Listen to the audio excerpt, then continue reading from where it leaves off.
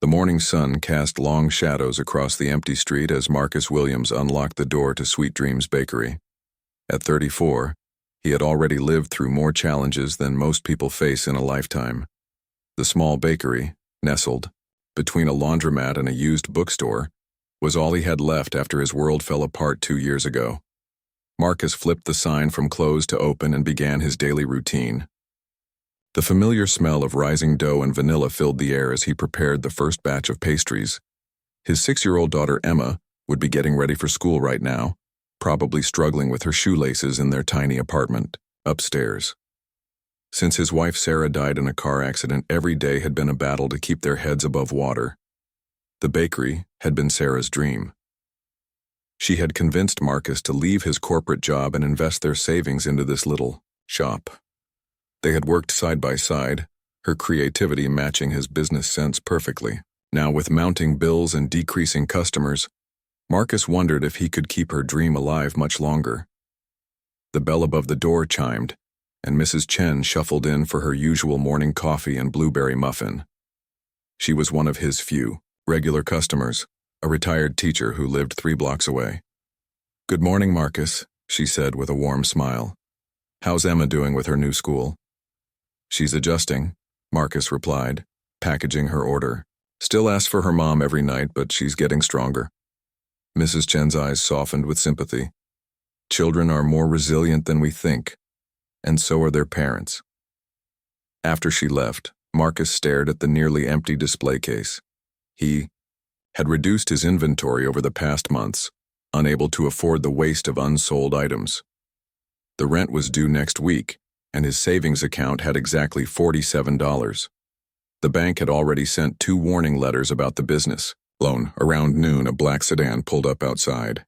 Marcus watched through the window as a woman in an expensive business suit stepped out, talking rapidly on her phone. She looked frustrated, her free hand gesturing wildly as she spoke. After ending her call, she stood on the sidewalk for a moment, looking lost. The woman entered the bakery, her high heels clicking against the old wooden floor. She was tall, with auburn hair pulled back in a perfect bun, and carried herself with the confidence of someone accustomed to being in charge. Her suit probably cost more than Marcus made in a month. "Excuse me," she said, approaching the counter. "I'm looking for somewhere quiet to make some important calls. Would it be all right if I stayed here for a while? I'll buy something, of course." Marcus nodded toward the small seating area with 4 mismatched tables. "Feel free. Can I get you anything?" She glanced at the display case, which held only a few remaining items from the morning batch. "What would you recommend?" "The apple cinnamon scones are fresh from this morning, and the coffee is strong." "I'll take both," she said, pulling out her wallet. "And maybe one of those chocolate croissants." As Marcus prepared her order, he couldn't help but notice her designer handbag and the expensive watch on her wrist. She was clearly from a different world than his usual customers. He wondered what had brought someone like her to his struggling neighborhood bakery. The woman, who introduced herself as Victoria, settled at a corner table and began making phone calls. Marcus tried not to eavesdrop, but her conversations were hard to ignore in the small space. She spoke about quarterly reports, board meetings, and something about a company crisis. It sounded like the kind of high-stakes business world Marcus had left behind. During a break between calls, Victoria approached the counter again. "These scones are incredible," she said. "Did you make them yourself?" "Everything here is homemade," Marcus replied with pride. "My wife created most of the recipes. She has excellent taste. Is she here today?" Marcus's expression clouded. "She passed away 2 years ago. It's just me now, trying to keep the bakery running." Victoria's professional demeanor softened immediately. "I'm so sorry, that must be incredibly difficult." "Some days are harder than others," Marcus admitted. "But this place was her dream, and I'm not ready to give up on it yet." They were interrupted by the school bell ringing in the distance. Marcus glanced at the clock and realized Emma would be arriving soon for her after-school snack. "Right on." "Schedule."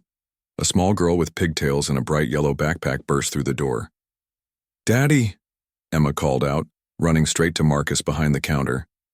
Hey, sweetheart, how was school today? Marcus lifted her up for a quick hug. We learned about fractions and I got all the answers right. Mrs. Peterson said I'm really good at math, just like you. Marcus smiled, his first genuine smile of the day. That's my smart girl. Want your usual after-school treat? Emma nodded enthusiastically, then noticed Victoria sitting in the corner. Being naturally curious like most 6-year-olds, she waved shyly. Victoria waved back, smiling at the child's innocence. She watched as Marcus prepared a small chocolate chip cookie and a cup of milk for Emma, his entire demeanor changing in the presence of his daughter. The worried, tired expression was replaced by pure love and devotion. As Emma settled at a table with her homework, Victoria found herself studying the father-daughter duo. There was something about their bond, about the way Marcus balanced running the bakery while caring for his daughter, that impressed her. In her world of corporate executives and board meetings, she rarely saw such genuine dedication.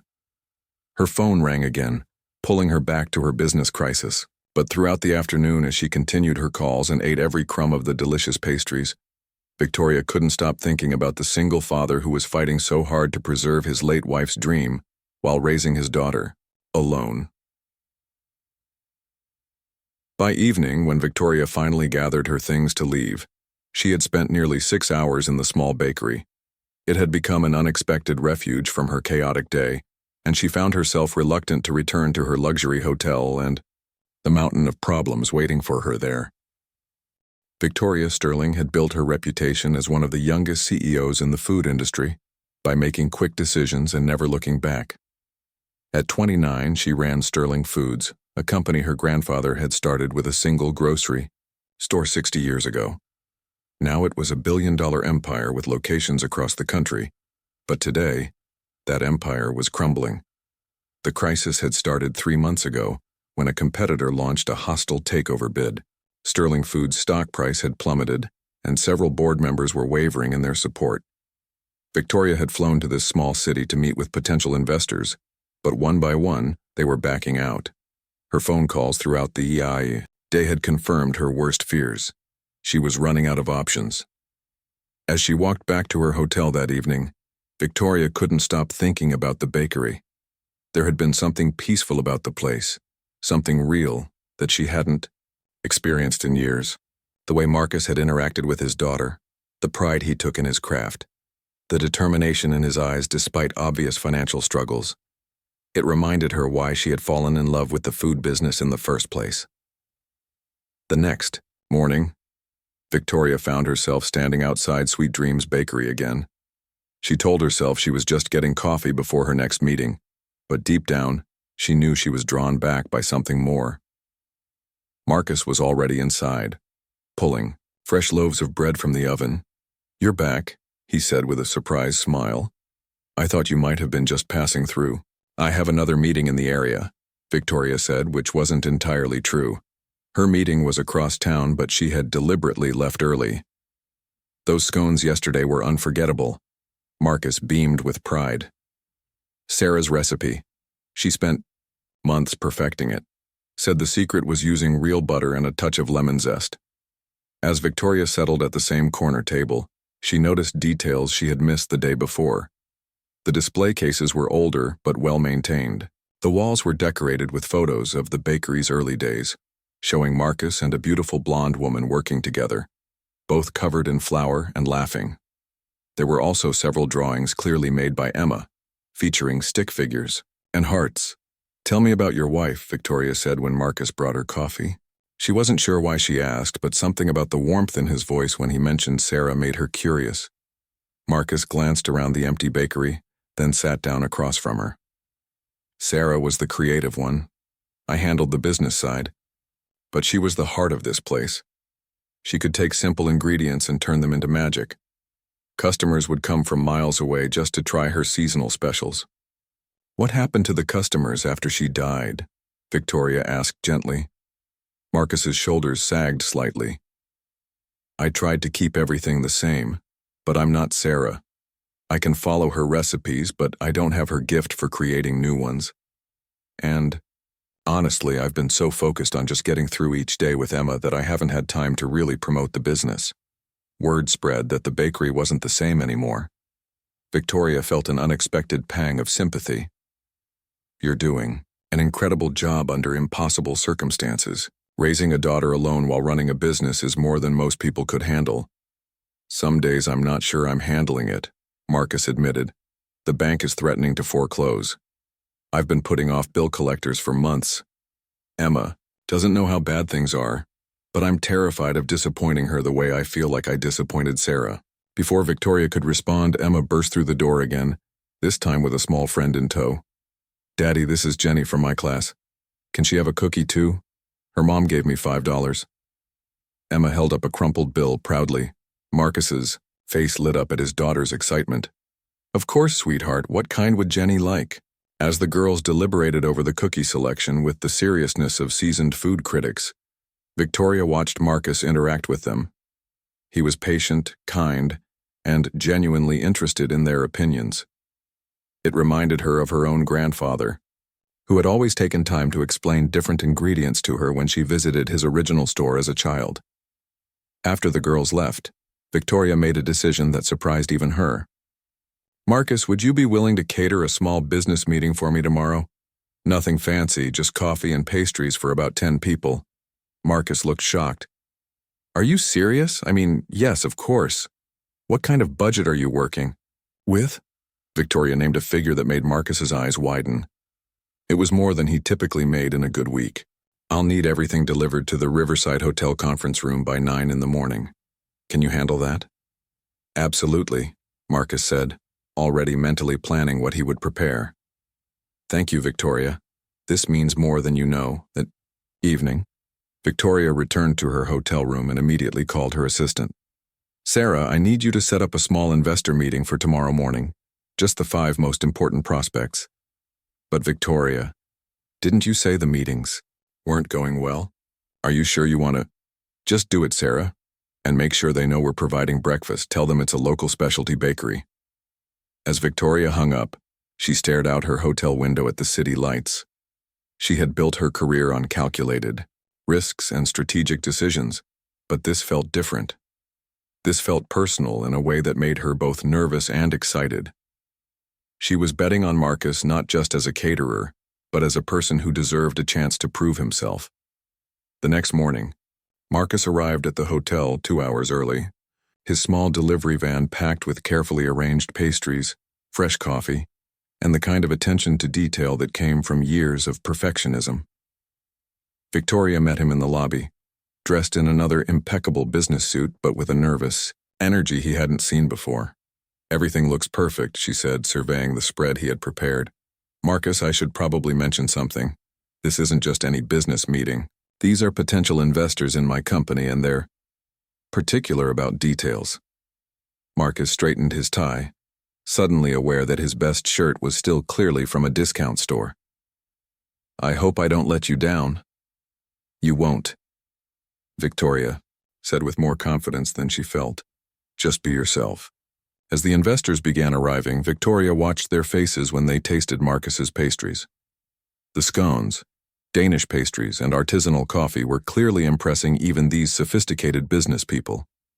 But more importantly, she saw how Marcus answered their questions about ingredients, preparation methods, and his philosophy about fresh local baking.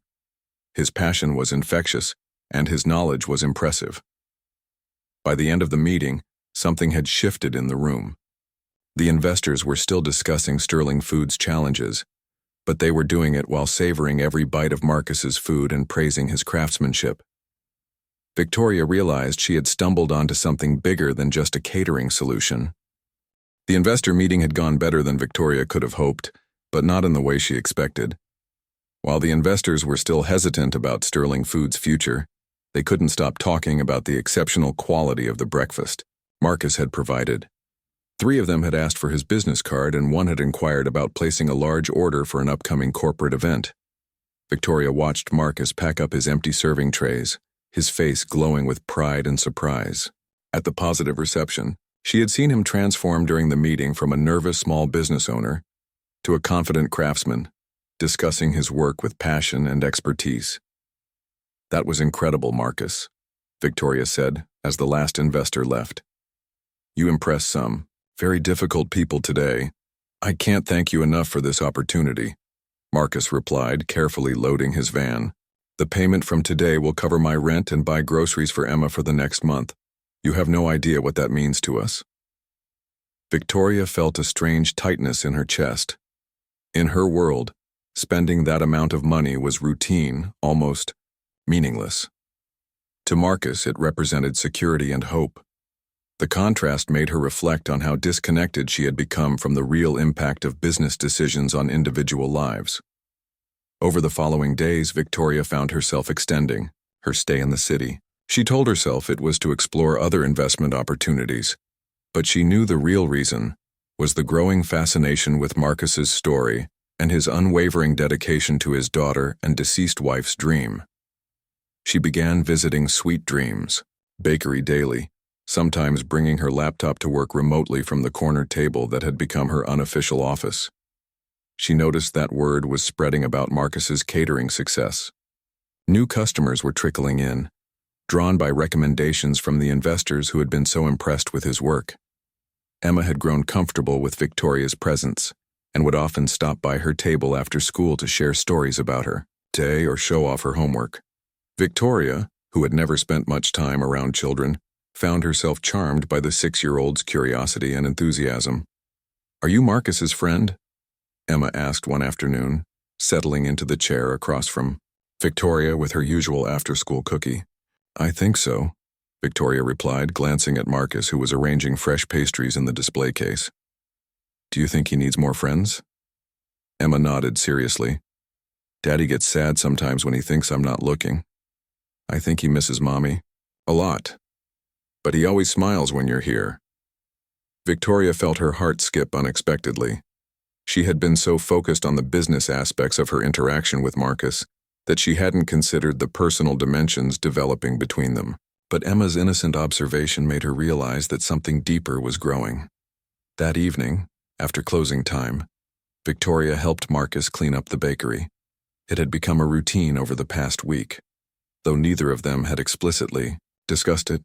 Victoria, Marcus said as they wiped down tables together. Can I ask you something personal? Of course. What do you really do for work? I know you're in business, but you seem too young to have the kind of influence you clearly have.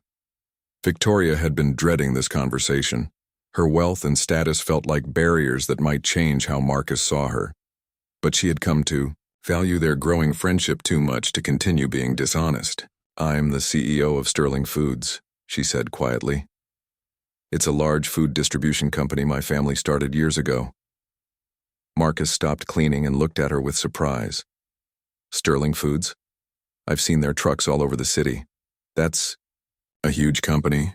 Yes, it is, and right now it's in serious trouble. Victoria explained the hostile takeover attempt, the financial crisis, and her struggle to maintain control of the company her grandfather had built. Marcus listened intently, occasionally asking thoughtful questions that showed he understood business challenges even if he operated on a much smaller scale. So you're not just visiting this city for meetings, Marcus realized. You're fighting for your family's legacy just like I'm fighting for Sarah's. I suppose we are, Victoria agreed. Though your fight seems much more meaningful than mine. You're preserving something beautiful and raising an amazing daughter. I'm just trying to save a corporate empire. Don't minimize what you do, Marcus said firmly. Your company provides jobs for thousands of people, doesn't it? Their families depend on your success just like Emma depends on mine. Victoria had never thought about her corporate responsibilities in such personal terms. Marcus's perspective, shaped by his own daily struggles to provide for his daughter, made her see her role differently. Their conversation was interrupted by Emma calling from upstairs. Daddy, I can't reach the cereal box, Marcus smiled apologetically. I need to get her dinner ready, would you like to join us? It's nothing fancy, just spaghetti and salad. Victoria hesitated. Accepting would cross a line from business, acquaintance to personal friend, maybe more. But looking at Marcus's hopeful expression and remembering Emma's earlier words about her father's sadness, she found herself nodding. The small apartment above the bakery was cozy and lived in, with Emma's artwork covering the refrigerator and family photos on every surface. Victoria felt a warmth she hadn't experienced in years as she helped set the table while Marcus cooked, and Emma chattered about her day.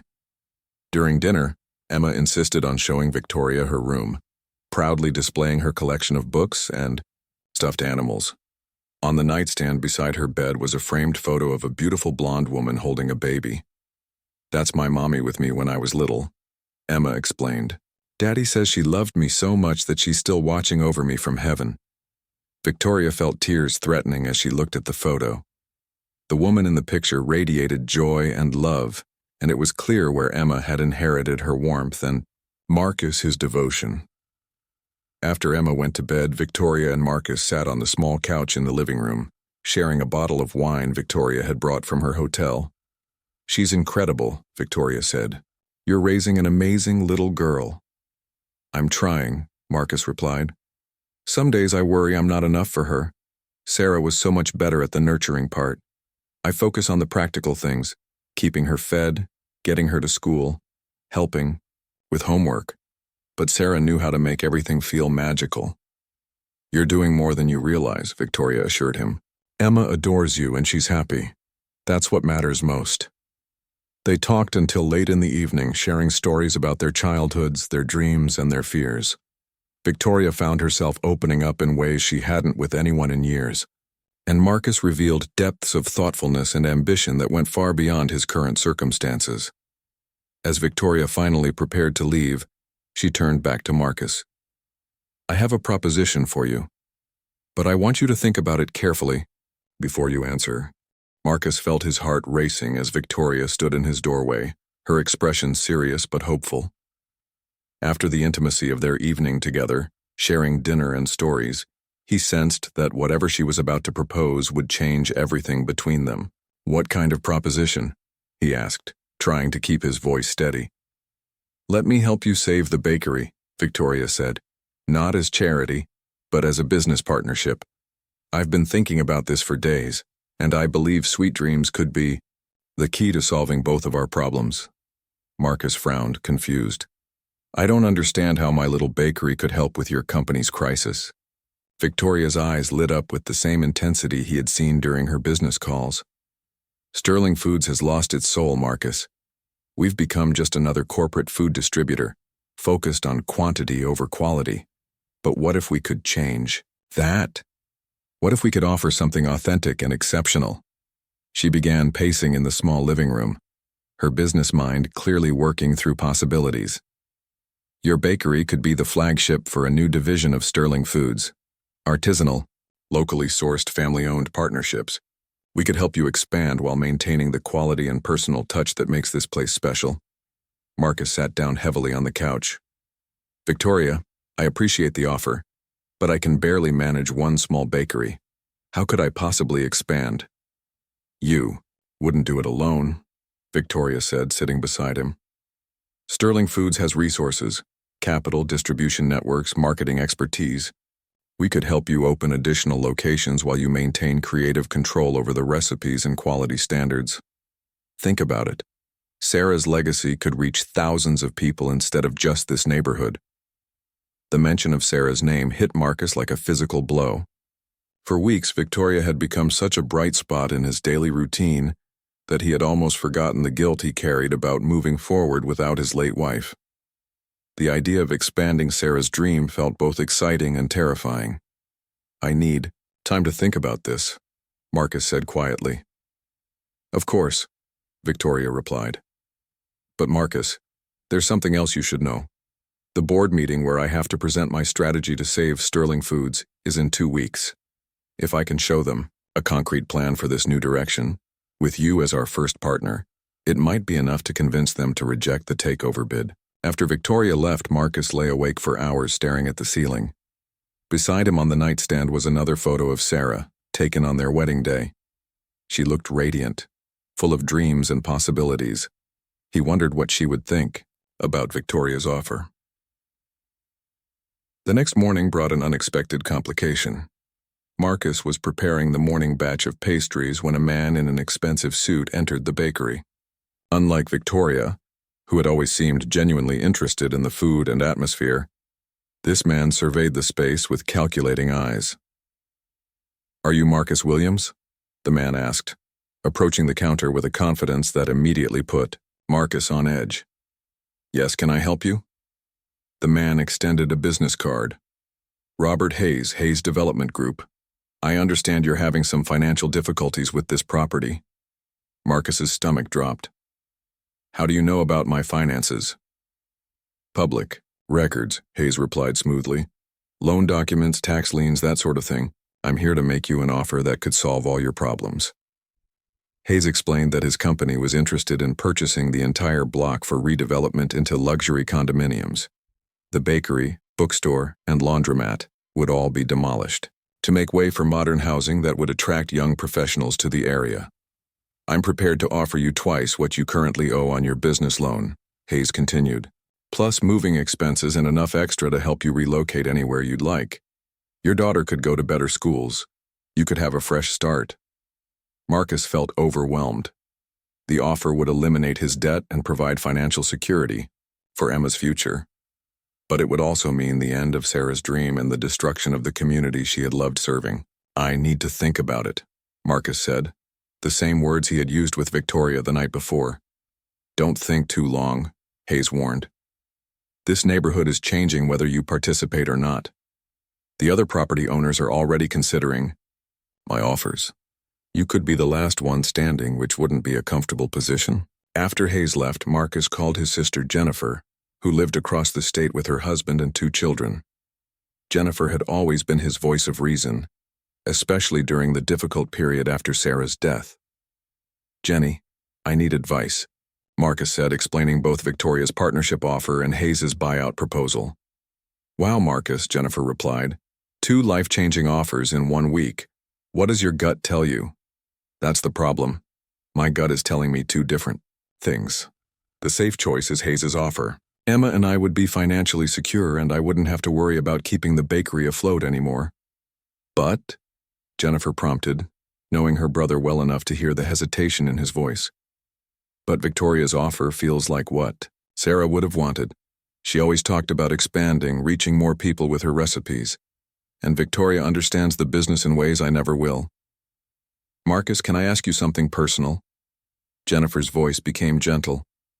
"How do you feel about Victoria as a person, not just as a business partner?"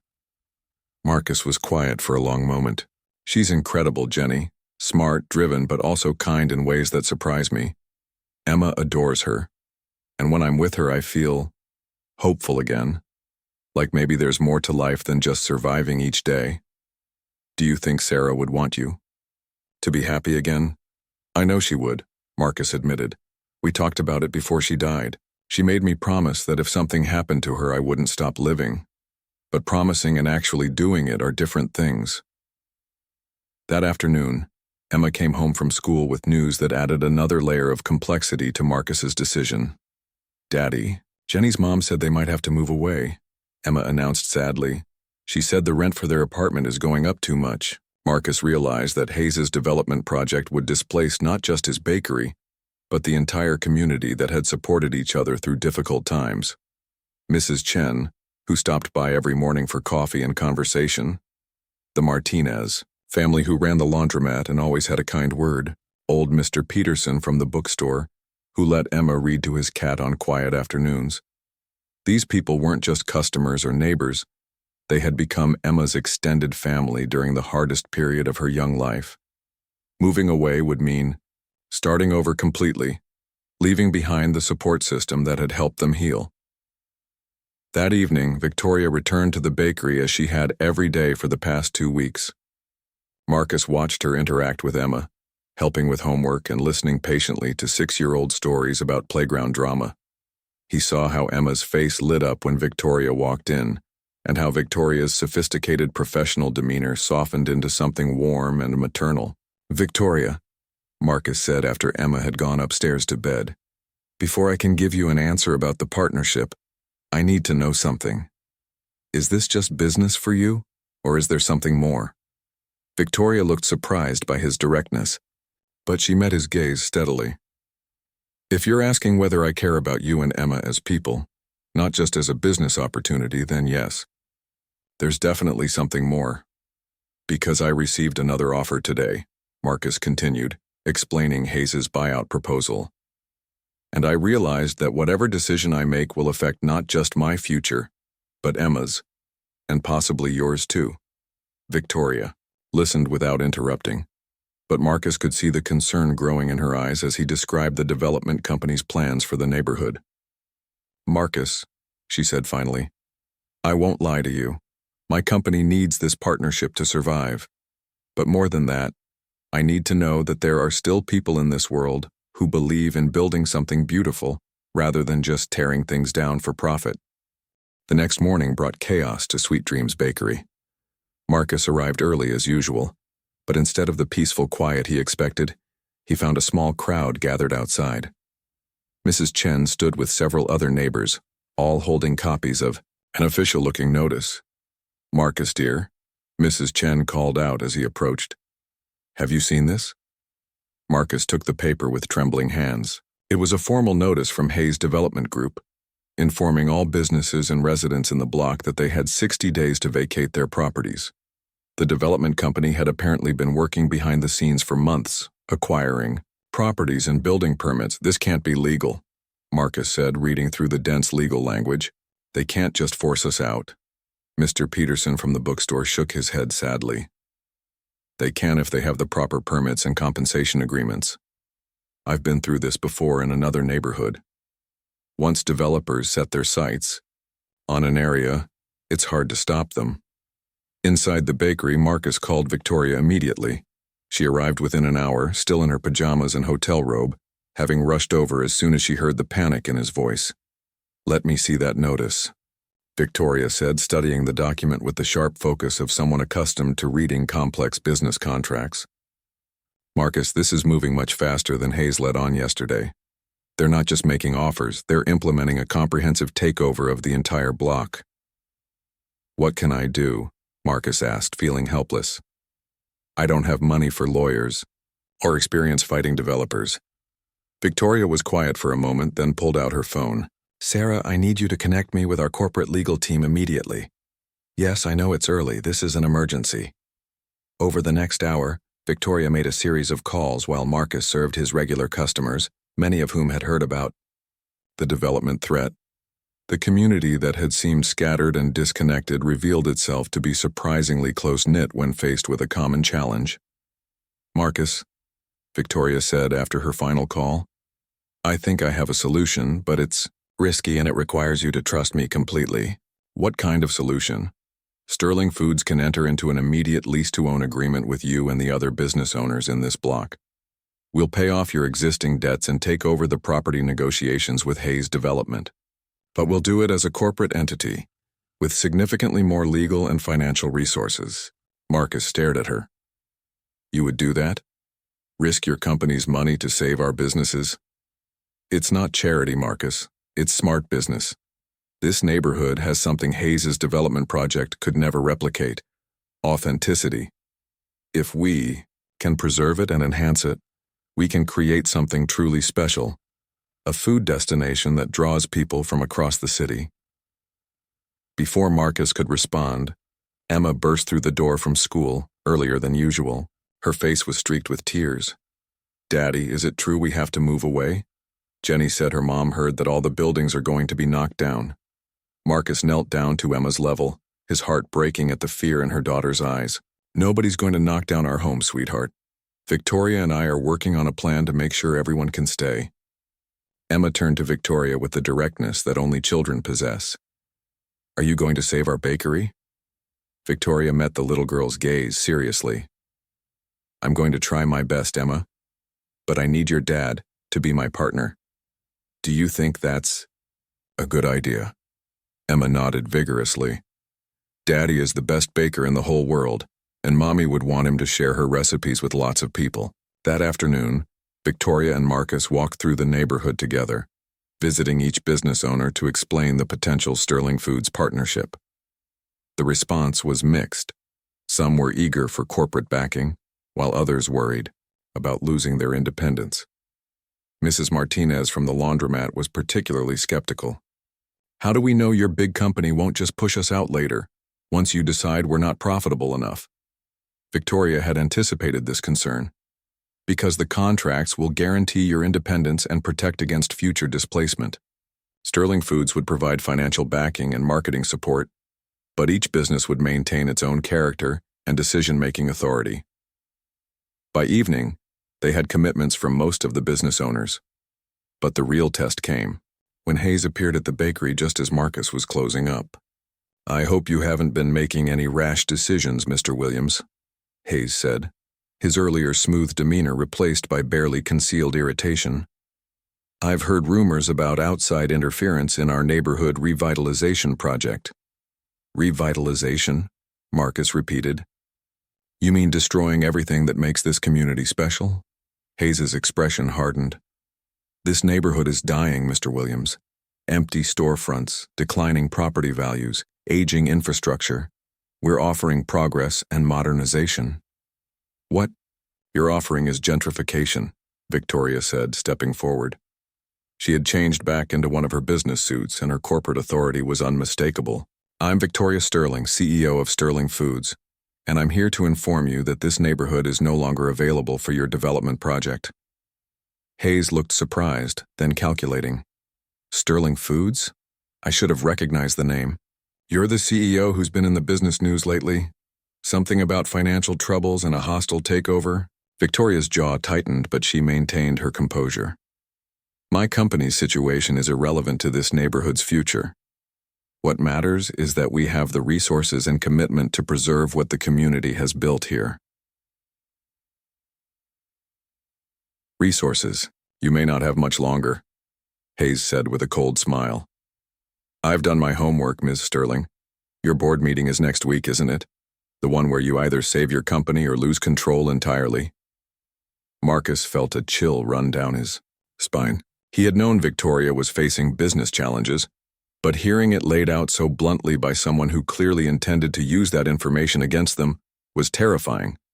"My company's board will be very interested to hear about our new community development initiative," Victoria replied calmly. "Authentic neighborhood partnerships are exactly the kind of innovative strategy that builds long-term value." After Hayes left, clearly frustrated but not defeated, Marcus turned to Victoria with concern. "He's right about your board meeting, isn't he? You're risking everything on a partnership with businesses that might not even survive." Victoria sat down at one of the small tables, suddenly looking exhausted. "Marcus, I need to be completely honest with you. Yes, I'm taking a huge risk. If the board doesn't approve this new direction, I could lose Sterling Foods entirely. But if I don't take this risk, I'll definitely lose it." "Why?" Marcus asked, sitting across from her. "Why bet everything on us?" Victoria was quiet for a long moment, then looked up at him with an expression he had never seen before, vulnerable and completely unguarded. "Because in all my years of running Sterling Foods, I've never found anything that made me feel the way this place does. The way you and Emma make me feel, like I'm part of something real and meaningful instead of just managing profit margins." Emma, who had been quietly coloring at another table, looked up at the adults. "Are you and Daddy going to get married?" Both Marcus and Victoria froze, staring at the 6-year-old who had asked the question with complete innocence. "Emma," Marcus said carefully, "Victoria and I are friends and business partners. That's different from being married." "But you like each other?" Emma observed matter-of-factly. "And she makes you smile the way Mommy used to. And she helps me with my homework and knows how to make French braids." Victoria felt tears threatening as she realized how much Emma's acceptance meant to her. "Emma, your dad and I do care about each other very much, but grown-up relationships are complicated." "They don't have to be," Emma said with the wisdom that sometimes comes from children who have experienced loss. "Mommy told me before she went to heaven that the most important thing is to love people while we can. She said love makes everything else easier." That night, after Emma had gone to bed, Marcus and Victoria sat in the bakery's quiet dining area, sharing a bottle of wine and talking about the future. The weight of the decisions ahead of them hung heavy in the air. "Victoria," Marcus said, finally, "if we do this partnership, if we somehow save both our businesses, what happens between us? I mean, personally, Victoria reached across the table and took his hand. I don't know, Marcus. I've never been in a situation like this before. My whole life has been about business strategy and corporate planning. But being here with you and Emma has taught me that some of the most important decisions can't be made with spreadsheets and market analysis. I feel the same way, Marcus admitted. Sarah was my first love, my partner in everything. I never thought I could feel that way about someone else. But you've brought something back to life in me that I thought died with her. Are you ready to take this risk with me? Victoria asked. Not just the business partnership, but everything that might come with it? Marcus squeezed her hand gently. Sarah used to say that the best recipes require a leap of faith. You have to trust that the ingredients will come together even when you can't see how. I think she would tell me to trust my heart on this one. The morning of Victoria's board meeting arrived with unseasonable rain, as if the weather itself reflected the uncertainty hanging over everyone's future. Marcus had barely slept, knowing that everything they had planned depended on convincing 12 corporate executives that a small neighborhood bakery could save a billion-dollar company. Victoria had left for her hotel at dawn to prepare her presentation, but not before sharing coffee and quiet conversation with Marcus in the pre-opening stillness of Sweet Dreams Bakery. They both knew this could be their last morning together if the board rejected her proposal. Whatever happens today, Marcus had told her, you've already given Emma and me more hope than we've had in 2 years. That's worth everything. Now, at 10 in the morning, Marcus tried to focus on his regular customers while his phone sat silent on the counter. The board meeting had started an hour ago. Victoria had promised to call as soon as she knew the outcome. Emma was at school, unaware that her future hung in the balance. Marcus had decided not to worry her with details she was too young to fully understand. But Mrs. Chen, who had become invested in the neighborhood's fate, stopped by every hour for updates. Any word yet, dear? She asked during her third visit, accepting a free cup of coffee that Marcus needed to keep his hands busy. The meeting could last several hours, Marcus replied, wiping down the counter for the 10th time. Victoria said board meetings are unpredictable. At Sterling Foods headquarters across town, Victoria stood before a conference table surrounded by 12 of the most powerful people in the food industry. Her presentation materials were spread across the polished wood surface, but she knew that the real test was whether she could make them see the vision that had become so clear to her. Ladies and gentlemen, Victoria began, her voice steady despite the racing of her heart. Sterling Foods is at a crossroads. We can continue down the path that has led to our current crisis, or we can choose a different future entirely. She clicked to her first slide, which showed a photo of Sweet Dreams Bakery with Marcus and Emma behind the counter, both smiling at the camera.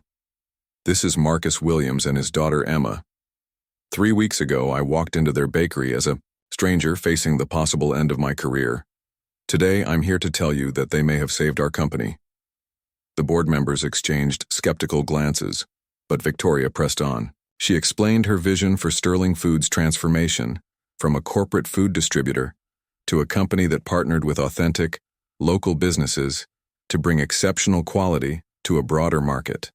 The hostile takeover bid succeeded because we lost touch with what made Sterling Foods special in the first place, Victoria continued. My grandfather didn't build this company by focusing on profit margins. He built it by caring about food quality and the people who create exceptional products. Board member David Chen raised his hand. Ms. Sterling, with respect, one small bakery cannot solve our financial crisis. We need immediate, large-scale solutions. Victoria had anticipated this objection. You're absolutely right, David. One bakery cannot solve our crisis, but the principles behind this partnership can. We've already identified 47 other small food businesses across our distribution area that could benefit from similar partnerships. Each one represents authentic quality that customers are desperately seeking. She clicked to her financial projections, showing how the artisanal food market had grown by 30% over the past 5 years, while traditional corporate food sales had declined. More importantly, Victoria added, this strategy differentiates us completely from our would-be acquirers. They want Sterling Foods because we're an efficient distribution network, but if we transform into something they can't replicate, we become too valuable to lose and too unique to acquire. Board member Margaret Foster leaned forward with interest. What kind of investment are we talking about for this neighborhood? Project? Victoria took a deep breath. This was the moment when her personal investment in Marcus and Emma's future would either pay off or cost her everything. I'm proposing an initial investment of $5 million to establish the flagship partnership with Sweet Dreams Bakery and the surrounding businesses. This would include property acquisition, equipment upgrades, marketing launch, and a 2-year operating guarantee for all partners. The room fell silent. $5 million was substantial for an experimental program, especially for a company fighting for survival. Victoria, said Board Chairman Robert Sterling, her own uncle, you're asking us to bet our company's future on a single father's bakery that couldn't even pay its rent 3 weeks ago. No, Uncle Robert, Victoria replied firmly. I'm asking you to bet on the same vision that grandfather had when he started this company, with a single store and a commitment to quality. Marcus Williams has that same commitment, that same passion for excellence that built Sterling Foods in the first place. She paused, looking around the table at faces that had watched her grow up in the business world. But more than that, I'm asking you to trust me. I know the numbers look impossible right now. I know Marcus's bakery seems too small to matter. But sometimes the most important business decisions can't be made with spreadsheets. Sometimes you have to trust that people who genuinely care about what they're building will find a way to make it work. The board deliberated for 2 hours while Victoria waited in the hallway, pacing and checking her phone constantly. She had texted Marcus that the presentation was over, but couldn't bring herself to call until she had definitive news. Finally, the conference room door opened, and Robert Sterling emerged with an expression Victoria couldn't read. Victoria, her uncle said formally, the board has reached a decision. Victoria felt her heart stop as she waited for the words that would determine not just her career, but Marcus and Emma's future. The board has voted to approve your proposal, Robert continued, his serious expression breaking into a proud smile. Furthermore, we're authorizing an additional $3 million for expansion if the initial program succeeds. Congratulations, Victoria. You've found a way to save Sterling Foods that none of us could see. Victoria's hands shook as she called Marcus immediately. Victoria? Marcus answered on the first ring. What happened? We did it, Marcus. The board approved everything. Sterling Foods is going to partner with Sweet Dreams Bakery, and we're going to save the entire neighborhood. The sound that came through the phone was part laugh, part sob, and entirely joyful. Victoria, I can't believe it. This morning I thought I might lose everything, and now we're going to build something amazing together, Victoria finished. Marcus, there's something else. I'm moving here permanently to oversee the program. If you'll have me as a partner in business and maybe something more, I'd like to stay. When Victoria returned to the bakery that afternoon, she found a celebration in progress. Word had spread through the neighborhood about Sterling Foods' investment, and Sweet Dreams was packed with customers, neighbors, and well-wishers. Emma ran straight to Victoria when she walked in, wrapping her arms around her waist. Daddy says you saved our bakery and we get to stay, Emma exclaimed. We all saved it together, Victoria said, kneeling down to Emma's level. Your daddy's amazing food, your mom's wonderful recipes, and all our neighbors working together. Marcus emerged from behind the counter, flour in his hair and the biggest smile Victoria had ever seen on his face. Without hesitation, he pulled her into his arms and kissed her in front of the entire celebrating crowd. Is this really happening? Marcus asked when they broke apart. It's really happening, Victoria confirmed. Sterling Foods is going to help you expand Sarah's dream to reach thousands of people. And if you'll let me, I'd like to be part of that dream. Emma tugged on both their hands. Does this mean Victoria is going to be my new mom? Marcus and Victoria looked at each other, then at the little girl who had helped bring them together through her innocent wisdom about love and family. That's up to Victoria, Marcus said softly. Emma, would you like Victoria to be part of our family? Yes, Emma said without hesitation. And we can teach her how to make Mommy's special cookies, and she can help me with my homework, and maybe she can learn how to do my hair better than Daddy does. Victoria felt tears streaming down her face as she realized that in saving Marcus's bakery, she had found something she hadn't known she was looking for. A real family, a meaningful purpose, and a love that had grown from friendship into something deeper than she had ever imagined possible. 6 months later, Sweet Dreams Bakery had expanded into the space next door. The Sterling Foods partnership had launched 12 additional neighborhood programs across the country, and Victoria's engagement ring sparkled as she helped Emma frost cupcakes for the bakery's anniversary celebration. The hostile takeover bid had been withdrawn when Sterling Foods' stock price soared, following news of their innovative community partnership program. Victoria had not only saved her family's company, she had transformed it into something her grandfather would have been proud of. But the greatest transformation had been in Victoria herself, who had discovered that the most successful investments aren't always measured in dollars, but in the lives you choose to build together with the people you love.